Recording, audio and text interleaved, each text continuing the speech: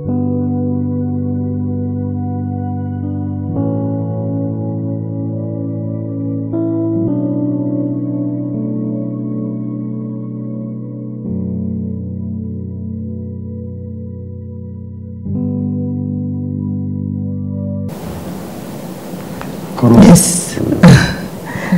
Karibu. Haleluya, haleluya. Sashimi. Amazina yanjye nitwa Murirwa Clarisse. Ndi umukristo wo muri Restoration Church.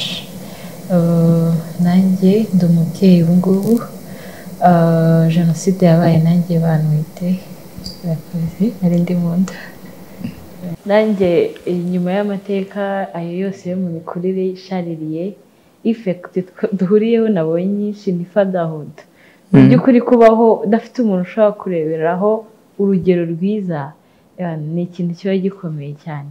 Mu by'ukuri na dreaming nubwo nari mutoya abakobwa ngo bakunda kudreaminga nabara ari ababyeyi mu ngo zabo, ariko nta shusho nari mfite y'urugo, nta shusho nari mfite y'urugo rwiza rubaho. Even if nubwo ndwifuza ariko numvaga nta mahirwe mfite, nubwo mbyifuza ariko nta mahirwe y'ibyo bintu mfite. Ntago byanjye ntago ibyo bintu byangeraho, cyangwa se ninabigiramo bwa bwoba bw'umwanzi nanjye nzahita mfakara. Niko nabitekerezaga, nkabona mama n'umupfakazi, ngo nibwo buzima, ntago mu rugo ntago habamo umupapa, umuntu arashaka umugabo akahita apfa. Mu by'ukuri ni effect zose nagiye nkuriramo. Hanyuma mu rugendo rwanjye na Kristo twagize ubuntu, mama muri bya bikomere byose agira ubuntu, akizwa tukiri batoya, atangira kutujyana mu nzu y'Imana gutyo tukiri batoya, atangira kujya gusenga. Ariko iyo bavugaga Kristo, urukundo rwa Kristo ubuntu agira ntabwo byageraga ku mutima, kuko abakobwa bavuga ko bakunda kuba inshuti za papa wabo. Iyo utabonye rwa rukundo rwa papa mu butoya, biragoye ko umuntu yakubwira ngo hari undi muntu waza utagaragara utareba, ubwo ni Yesu baba bakubwira ngo yagera ku mutima akaguha urukundo. Ntabyo wumvaga pe. Ngenda nkura muri urwo rugendo rwo kuba muri church, nangendana n'abandi, njya muri ekodimu nk'abana, nkaririmba muri kwaya z'abana, ariko nkumva nyine mfite ya empty, ntago ndakizwa. Nkumva meze nk'uwakurikiye nyine umubyeyi, ariko meze nk'ahantu mwihishe. Ariko aho nakuri nego twagize ubuntu bwo kuba hariho ikintu bita ngo umubyeyi wo mu mwuka nawe habaga, warakizwaga ukimenya. N'ubundi mu rugo urimenya, mu bapapa n'ibiki, no mu gakiza niyo situation usanze. Usenga nudasenga ibyo birakureba, wamenye Kristo ibyo birakureba. Umura gutyo nyine n'ubundi kwakwisha n'ibyo, ubwo ngiye ngomba gushaka Kristo wanjye mu ibanga, niko numvaga ngomba kubaho. Nawe unyitayeho, nimushaka ngomba kumushaka, ninamushaka bizanyafekta. Ariko kubw'ubuntu bw'Imana nkomeje gukura muri iryo torero, numva afite agahinda kenshi mu mutima, nkumva nshaka kukamena ariko simfite umuntu nabwira. Bimwe rero n'ubundi nari muri korali y'aba teenagers, numva yanyota indimo, ndashaka Kristo, ndashaka kubohoka, ndashaka komorwa, ariko nkumva Kristo ntaragera muri njye. Nirukanseho gatoya haza kugira ngo twature nemera Yesu Kristo nk'umwami n'umukiza muri rya torero still, ariko nkomereza muri ubwo buzima. Nubwo nakijijwe ntago nigeze nomorwa, nakomeranyije bya bikomere byarakomeje, ariko nkunda gusenga, nkunda gushaka Imana, ariko nyine biri person, kuko niwo muco nahasanze. Nasanze nyine umuntu agomba kwibeta, agomba gushaka Yesu ku giti cyawe, waramumenye nawe genda umwiyegerere umushake, wishugurikire Yesu wawe. Pako waramenye ko abaho, nawe genda umushake. Nuko rero nanjye nakuze nkunda gusenga mu by'ukuri, ariko nkajya murana inyota, ariko ntazi idafite level nakubwira.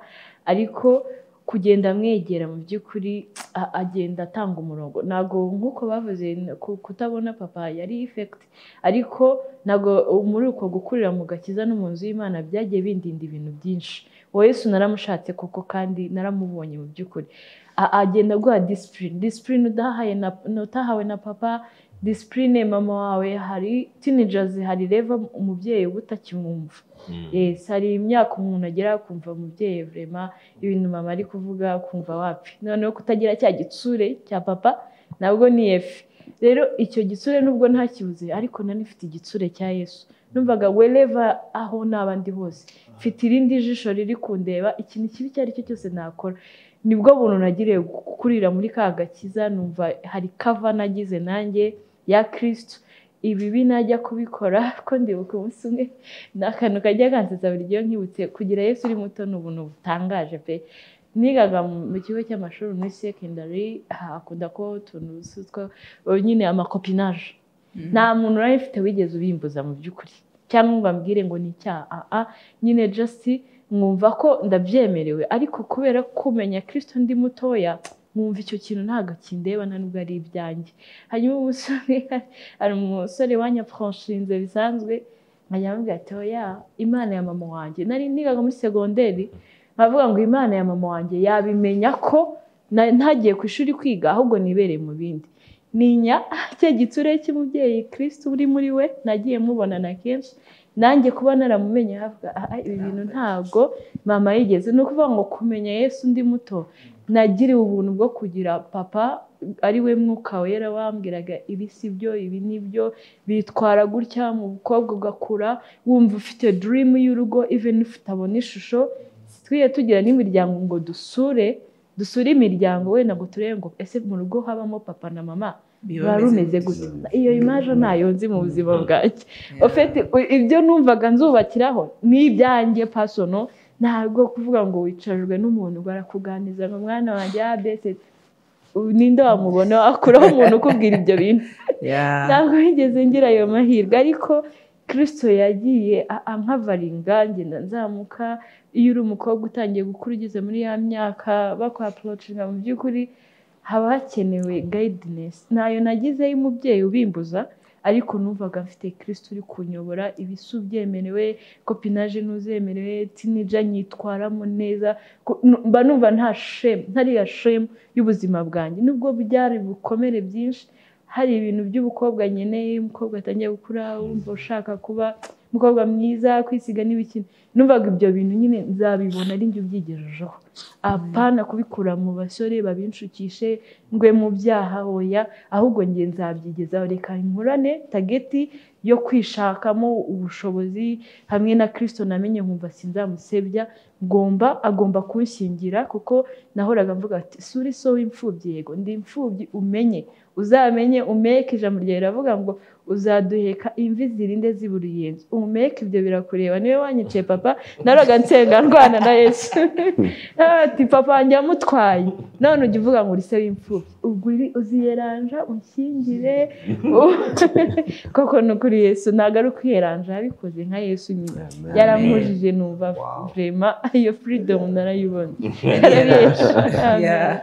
Rahisa, ikintu cyo kuba uri umubyeyi, ko wari ufite mama ariko ka affection kari deep, wumva gute ushobora guterura umwana wawe ukumva ntago mupfana kumwonsa gusa, ariko hari na cya kindi cyo mu mutima wowe gukundwa bimeze bite? Noneho ka kavide karasibamye bimeze gute? Nanjye aho ngaho muri bwa buzima bw'ubupfubyi numvaga nta rukundo mfite. Ubwo naje guhura n'umutware wanjye, nagize amahirwe nawe amenya kwa dadi mbere y'igihe, aromuka. Nawe yarafite ibikomere byinshi, ariko duhura ari kuri level nziza. Anyakira uko narindi, nawe kubwo buntu bw'Imana Mwuka Wera akagenda amuhishurira za weakness zo kubura fatherhood, akashaka guhagarara ahantu ndi kuvuga muri fiançailles. Agenda anyegereza nanjye gera kwa dadi. Mana yanjye kumva kwa dadi numvaga ari ibintu bibishye mu matwi yanjye. Nkavuga ni gute umuntu w'umupapa ndeba hamagara undi mupapa ngo ni dadi, ngo mani, nkumva ni ubutesi bubishye. Mu by'ukuri numvaga ngo kuvuga ngo dadi nkajya mbisubiraho ngo numve ko nabibasha kuvuga ngo dadi, ngo ni gute bavuga dadi, nkabisubiraho mu Kinyarwanda gusa navuga papa. Ariko urumva ni cya gikomere still. Ngeze muri restoration nkajya mbona harimo ubuntu bwo butesi bwinshi. Nakuze nyine ubwo butesi ntabwabayeho, ari ugukora wirwanaho. Nkajya mbona abantu bose baratese, nabaga bari ibintu nibyo bigirisha. Ntago numvaga ko byashoboka. Umutware wanjye muri fiançailles akavuga ngo kwa dadi, nkajya mbona n'ubutesi bubishye. Ariko kubw'ubuntu bw'Imana magize nsanga si ibintu bigirisha, biri n'ubuzima bahawe, kandi nabo ukabona barashaka kubutanga mageze numva hari urukundo ruhari tandukanye naho narindi, nkumva ndagenda negerwa, mbona abantu bose bafite ubwuzu, nkagerageza kureba ko hatarimo uburyarya, hari ukuntu abantu bakurira mu kirokore cyuzuye uburyarya ukajya wumva urakunzwe, ariko mageze numva ko urukundo bavuga Fatherhood barayihawe, baranezerewe mu Mana, birenze no kunezererwa mu Mana, baranezerewe no ko bafite ababyeyi babakurikirana. Ndavuga reka ntinde hano hantu gato numva nzakora mariage nkahita nimuka nkagenda, ariko mageze numva hari ubuzima genda nakira nanjye nkareba ukuntu bafasha couples kubaka. Ndavuga aha hantu nanjye nari makeneye, nari nkeneye kumenya ukuntu mu mama yabaho, ni gute naba umudamu womotse kandi nanjye nkazarira neza ntafite impungenge z'uko abana banjye nanjye azabaho ibikomere nariye. Ariko mu by'ukuri aho bigeze umutware wanjye kubera komuka yamfashije muri urwo rugendo, ngo tumaze igihe kinini dufite umwana umwe, ariko nawe yaromotse agenda afasha muri rwa rugendo rwo kubura umupapa, kubera ko nawe yabihawe na daddy. Nanjye mageze numva kugenda nomoka, ngenda numva mfite ubuzima, ngenda numva nanjye noneho nabasha kuba umubyeyi, kubera kubonana na mami mudamu wiwe nkabona ukuntu afite ubutesi bwinshi, afite urukundo ku bantu benshi, avuga si ibintu bibaho, nanjye nakunda nkakunda umwana wanjye, nkakunda n'abantu nkarenzaho bigakunda. Ariko nasanze ari ibintu bishoboka, atari ibintu umuntu yigirije, ahubwo birashoboka ko naba umubyeyi mwiza nkarera kandi nkafasha n'abandi, nkatanga n'ubuzima ku bandi. Abanyahangaha hari nawe urura dukurikira, hari uhamya wumvise, urumva wenda bikiri kure, ariko nukuri hari ijwi twazanye n'iryo gusana umutima wawe, n'iryo kuvuga ngo Yesu arabishoboye. Yesu wabikoreye Joshua, Yesu wabikoreye Clarisse, Yesu wabikoreye Ezra, nawe yakugeraho. Wenda wari ahantu utahawe agaciro, utahawe ijambo no kuvuga ngo ngenda avugira ko ntari impari, ibi bintu ndabisobanura gute ko byankozeho, ariko ngo iyo Mana yarakumenye ukiri urusoro mu nda ya mama, kandi ngo n'iminsi yose wari ugenewe yari yizi yose.